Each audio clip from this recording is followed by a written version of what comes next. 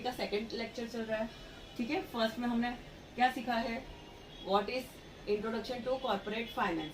Corporate finance क्या होता है, उसका मीनिंग, डेफिनेशन हमने सीख के लिया, कहाँ से पैसा आएगा और कहाँ पे हमें यूज करना है। Now next topic is importance of corporate finance.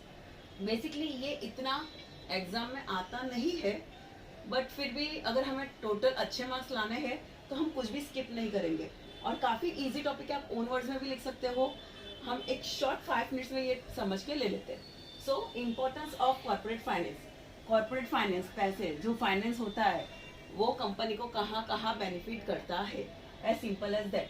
तो उसके जो 10 पॉइंट्स है उसका एक शॉर्ट कोड बनाया मैंने। 4 HB पेंसिल मैंने रखी पिक पॉकेट में, पीपी पिक पॉकेट में। ठीक है, 4 HB पेंसिल मैंने रखी पिक पॉकेट में। नाउ हम इजीली इसके मीनिंग समझ लेते हैं, 5 मिनट्स में समझ लोगे, बहुत इजी है। Okay, first is decision making. अगर आपके पास पैसा है तभी आप डिसीजन इजीली ले पाओगे, तो आपको ज़्यादा डिफिकल्टीज नहीं आएगी। एग्जाम्पल, अगर आपको आपके प्रोडक्ट की मार्केटिंग भी करनी है तो आपके पास कितना पैसा है वो मैटर करेगा। कि अगर आपके पास अच्छा खासा पैसा है तो आप सेलिब्रिटीज को लोगे ऐड में, वरना नॉर्मल पब्लिक से करवाओगे तो वो मैटर करता है। जैसे लक्स वालों के पास बहुत पैसा है तो लोग स्टार्स को, शाहरुख खान वगैरह को ले लेते हैं ऐड में, तो it depends on their budget. ठीक है, second is raising capital. Raising capital मतलब कहीं से भी पैसा आने के लिए, इनफ्लो करने के लिए भी थोड़ा सा खर्चा करना पड़ता है। बिना खर्चा किए डायरेक्ट पैसा नहीं आ सकता। और मैंने शेयर्स इशू किए हैं, डिबेंचर्स इशू किए हैं, तो उसके लिए भी काफ़ी पेपर वर्क होती है, फॉर्मेलिटीज होती है, फीस पे करनी पड़ती है, अपने आप को रजिस्टर करवाना पड़ता है। तो वो सारी चीज़ों के लिए भी क्या लगता है, फाइनेंस लगता है। Next is R&D, research and development. हम जितना भी इनकम अर्न करते हैं उसका 5%, 2% हर कंपनी रिसर्च एंड डेवलपमेंट में डालती है। क्यों? ताकि फ्यूचर में सेल होता रहे।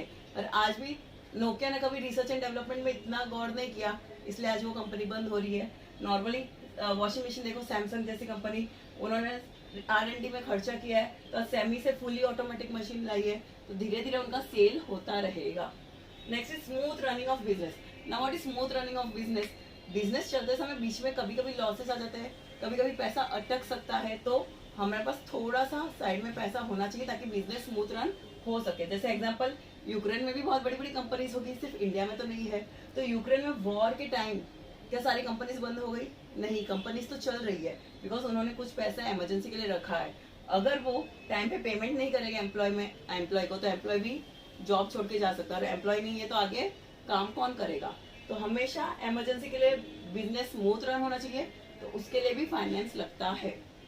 Next is brings coordination. अब कोऑर्डिनेशन मतलब किसी के साथ कोऑर्डिनेट करना। ठीक है, तो अभी जब हम बिजनेस की बात कर रहे हैं तो उसमें कोऑर्डिनेशन किस में होना चाहिए? 4 ही बिजनेस एक्टिविटीज में। मेन बिजनेस एक्टिविटीज कौन सी है? Finance, production, marketing and employ. Employ मतलब पर्सनल एक्टिविटीज।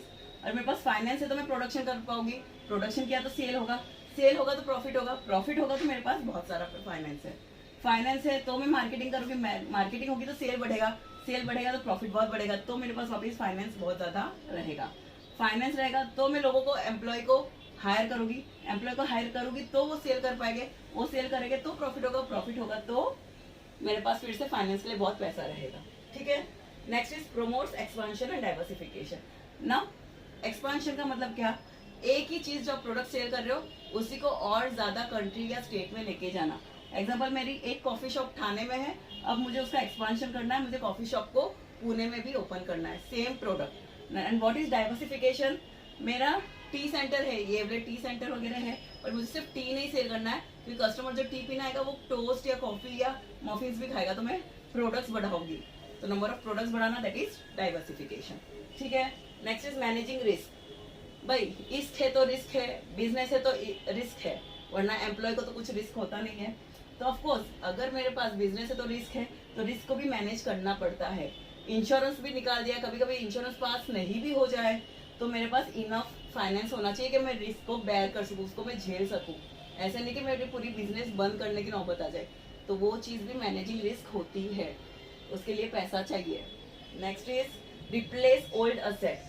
हर 5-6 साल के बाद कोई ना कोई असेट टूटेगा तो उसकी जगह पे नया असेट लाना है, या कुछ मशीन आउटडेटेड हो रही है तो उसकी जगह पे नई मशीन्स लानी है, तो उसके लिए भी क्या लगेगा? फाइनेंस। ठीक है, example, after 5 years new machine या फिर टाइपराइटर अचानक आउटडेटेड हो गए और सब जगह न्यू कंप्यूटर लाने लगे, या फिर कंप्यूटर का सिस्टम गया, फ्लैट एलसीडी लानी है तो भी पैसा लगेगा।